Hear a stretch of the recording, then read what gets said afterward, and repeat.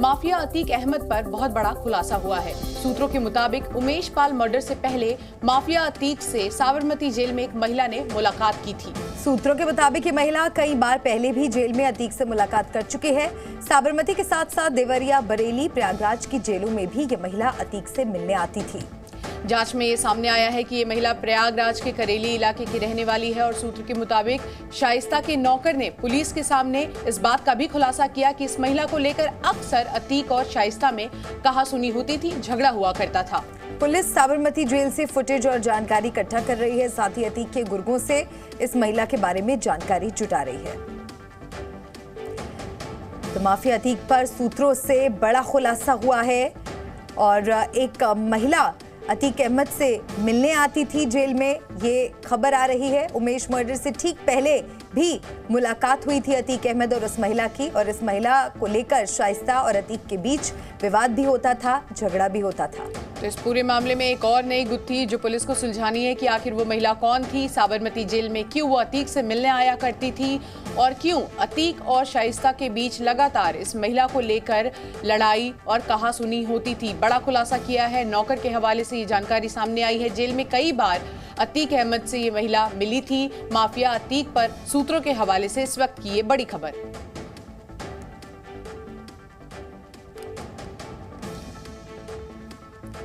तो साबरमती जेल में अतीक से एक महिला मिली थी। सूत्रों के हवाले से ये बड़ी जानकारी सामने आ रही है। अब ये महिला कौन है और क्या रिश्ता था इसका अतीक एंड फैमिली के साथ, ये भी एक बड़ा सवाल पुलिस के सामने खड़ा हो गया है, जिसका जवाब तलाशना होगा। इस दिशा में भी अब जांच को आगे बढ़ाना होगा कि आखिर ये महिला कौन थी जो अतीक अहमद से मिलने के लिए जेल पहुंची थी।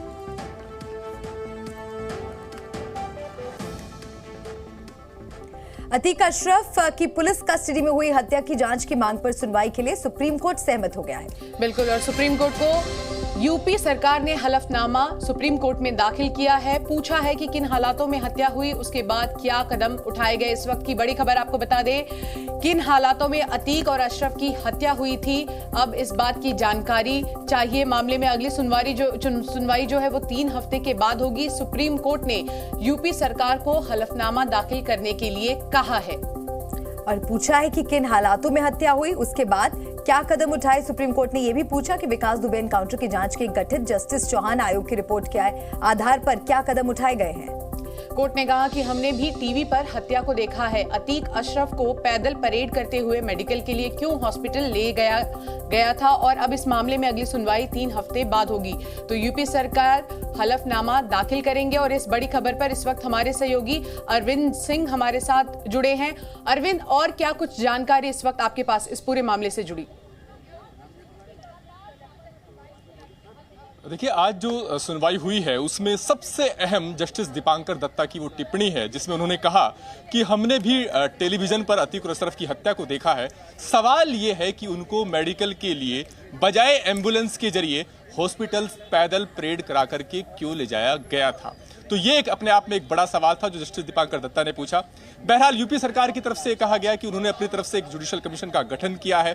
कोर्ट ने सवाल यह भी किया कि अतीक और अशरफ की पुलिस कस्टडी में हत्या से पहले भी असद का भी इनकाउंटर हुआ है। तो यूपी सरकार की तरफ से कहा गया कि इसके लिए एक अलग से कमीशन का गठन किया गया है। और दुर्भाग्यपूर्ण बात यह है कि अतीक और अशरफ जिनकी हत्या हुई है उनका और उनके परिवार का एक आपराधिक इतिहास रहा है, लिहाजा उनके दुश्मनों की संख्या भी बहुत ज्यादा है। बहरहाल कोर्ट ने यूपी सरकार से कहा है कि वो हलफनामा दाखिल करके बताए कि आखिर किन हालातों में अतीक और अशरफ की हत्या हुई, उसके बाद क्या कुछ कदम उठाए गए। और कोर्ट ने यह भी कहा है कि विकास दुबे एनकाउंटर के लिए की जांच के लिए जो जस्टिस बीएस चौहान की अध्यक्षता में जो कमेटी का गठन किया गया था, उस कमीशन के सुझाव के आधार पर क्या कुछ कदम राज्य सरकार ने उठाए हैं। इसके अलावा असद के एनकाउंटर को लेकर के भी यूपी सरकार को जवाब देना है। 3 हफ्ते के बाद इस मामले को लेकर के सुनवाई होगी। लेकिन बड़ी बात यह कि कोर्ट का यह सवाल रहा कि आखिर क्यों बिना एम्बुलेंस के सीधे पैदल परेड करा करके आरोपियों को ले जाया जा रहा था मेडिकल चेकअप के लिए हॉस्पिटल। ये कोर्ट का सवाल था। हालांकि यूपी सरकार ने आश्वस्त करने की कोशिश की कि एक कमीशन का गठन कर दिया गया है, लेकिन वकील विशाल तिवारी का यह कहना था कि एक तरीके से ट्रेंड बन गया है। क्या और आज जो सुनवाई हुई उसमें यूपी सरकार की तरफ से कोई दलील दी गई, क्या कोई सफाई पेश की गई, क्यों इस तरह से लिया गया, क्यों इस तरह के हालात पैदा हुए? देखिए, यूपी सरकार की ओर से वरिष्ठ वकील मुकुल रोहतगी पेश हुए थे। उनका ये कहना था कि हत्यारे प्रेस मतलब मीडिया कर्मियों की शक्ल में आए थे, और चूंकि उन्हें इस बात की जानकारी थी कि हर 2 दिन बाद कोर्ट के आदेश के मुताबिक अतीक और अशरफ का मेडिकल होता है, लिहाजा वो इस बात से बखूबी वाकिफ थे। उन्होंने यूपी सरकार की तरफ से ये भी बताया गया कि एक कमीशन का गठन कर दिया गया, एक जुडिशियल कमीशन इसके लिए बनाया गया है, एक एसआईटी भी बनाई गई है, असद के इनकाउंटर की जांच के लिए एक अलग से कमीशन का गठन कर दिया गया है, और यूपी सरकार को नोटिस करने की जरूरत नहीं है, हम सारी जानकारी कोर्ट के सामने रख देंगे। जब कोर्ट ने सवाल किया कि आखिर क्यों पैदल परेड करके उनको ले जाया जा रहा था, तो इस पर यूपी सरकार का यह कहना था कि इनका आपराधिक इतिहास रहा है, इनके दुश्मनों की संख्या बहुत ज्यादा है। बहरहाल कोर्ट ने हलफनामे में दाखिल कर यूपी सरकार से कहा है कि हलफनामा दाखिल कर वो बताएं कि किन हालातों में हत्या हुई, उसके बाद क्या कुछ कदम उठाए गए, और जो पुराना विकास दुबे एनकाउंटर था जिसको लेकर के यूपी सरकार का ये कहना था कि उसके लिए जो आयोग बनाया गया है उसमें यूपी पुलिस को क्लीन चिट दी गई है, लेकिन बिल्कुल अरविंद, आप बने रहिए हमारे साथ। और इस वक्त की एक और बड़ी खबर आपको बता दें कि माफिया अतीक अहमद पर बहुत बड़ा खुलासा हुआ है। सूत्रों के मुताबिक उमेश पाल मर्डर से पहले माफिया अतीक अहमद से साबरमती जेल में एक महिला ने मुलाकात की थी। सूत्रों के हवाले से इस वक्त की ये बड़ी खबर। और ये बताया जा रहा है कि महिला कई बार पहले भी जेल में अतीक से मुलाकात कर चुकी है। साबरमती के साथ साथ देवरिया, बरेली, प्रयागराज की जेलों में भी ये महिला अतीक से मिलने आती थी। जांच में ये भी सामने आया है कि ये महिला प्रयागराज के करेली इलाके की रहने वाली है, और सूत्रों के मुताबिक शाइस्ता के नौकर ने पुलिस के सामने इस बात का खुलासा किया कि इस महिला को लेकर अक्सर अतीक और शाइस्ता में कहासुनी और झगड़ा होता था। और इस बड़ी खबर पर इस वक्त हमारे साथ हमारे संवाददाता राजू राज जुड़ चुके हैं। उनसे सीधे जानते हैं कि आखिर ये महिला कौन है, क्या इसके बारे में राजू राज पुलिस को और कोई जानकारी मिली है? देखिए, बिल्कुल इस मिस्टीरियस महिला की अब तलाश की जा रही है। इसके बारे में तमाम डिटेल्स इकट्ठा किए जा रहे हैं। जो सूत्र बताते हैं, जो एसआईटी की जांच जैसे जैसे आगे बढ़ रही है वैसे वैसे तमाम नए खुलासे हो रहे हैं। इस मिस्टीरियस महिला की तलाश की जा रही है। सबसे बड़ी बात है कि ये महिला उमेश पाल हत्याकांड से पहले साबरमती जेल में अतीक से मिली। इसके अलावा जब अतीक देवरिया में थे वहाँ भी मिलने जाती थी। करेली की रहने वाली, करेली वो जगह पर है जहाँ पर अतीक का घर है। चकिया से महज 2 से 3 किलोमीटर की दूरी पर करेली है। करेली थाना क्षेत्र की महिला है।